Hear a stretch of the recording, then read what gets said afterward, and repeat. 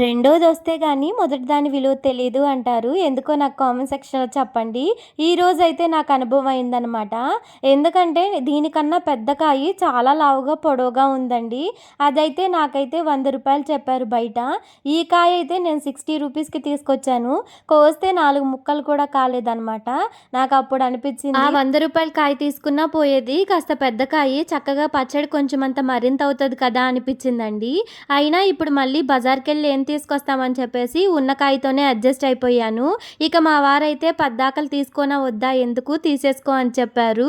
అందుకని తీసుకోవాల్సొచ్చిందండి. నాకప్పుడు అనిపిచ్చింది మార్కెట్‌లో చక్కగా వాళ్ళు రూ. 100కి పెద్ద కాయ అమ్ముతుంటే తీసుకోక దాన్నయితే నేను 50 రూపీస్‌కి అడిగానండి. ఇక్కడైతే ఇంత చిన్న కాయని 50 రూపీస్‌కి అడిగినా ఇవ్వలేదు. చక్కగా 60 అంటే 60యే చెప్పారు.